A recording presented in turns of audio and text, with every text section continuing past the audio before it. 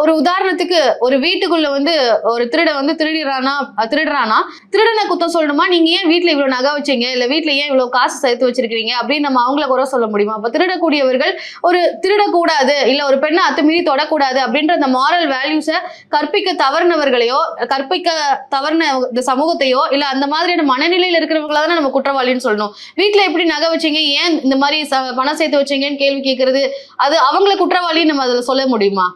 அவங்களும் குற்றவாளிதாம்மா. எத்தனை முறை நீ எந்த கோணத்துல கேட்டாலும், பேங்க்ல எதுக்குமா சேஃப்டி டெபாசிட் லாக்கர்ன்னு ஒண்ணு திறந்து அதை ஏம்மா எல்லாம் பயன்படுத்துறோம்? எல்லாருக்கும் அந்த மாதிரியான அணுகுமுறைன்னு இருக்குமா சார்? எல்லாருக்குமான வாய்ப்புகள் அந்த மாதிரி இருக்கா? எல்லாருக்குமான பொருளாதாரம் அந்த மாதிரி இருக்கா? அதெல்லாம் எனக்கு புரியுது. வீட்ல இப்ப எல்லாரும் சேர்த்து வைக்கிறாங்க. அது ஒரு கூட ஒரு 5,000மோ 10,000மோ செலவழிச்சு லாக்கர்ல வைக்க முடியாம 5,00,000த்தையும் 10,00,000த்தையும் இழந்துட்டு போறதுக்கு 10,000த்தை இழக்கலாம்ல.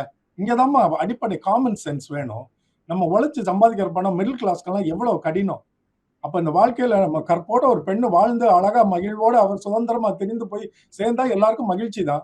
நம்ம என்ன அறிவுரை சொல்லாமலா இருக்கோம்? பள்ளிக்கூடத்துல 1ஆம் வகுப்புல இருந்து முதல்ல என்ன வருது? நீ, நானு, அம்மா, அப்பா, என் தோழன், தோழி எல்லாம் ஆரம்பத்துல இருந்து கத்துக்கிட்டு தாம்மா வர்றோம். நீங்க திரும்ப திரும்ப ஐடியலிசம் பேசக்கூடாது. இது யதார்த்த உலகம்ன்றத புரிஞ்சுக்கங்க. நம்மள சுத்தி நல்லவனும் இருப்பான், கெட்டவனும் இருப்பான். என்ன நான் பாதுகாத்துக்கலன்னா, if I don't care for myself, who else will?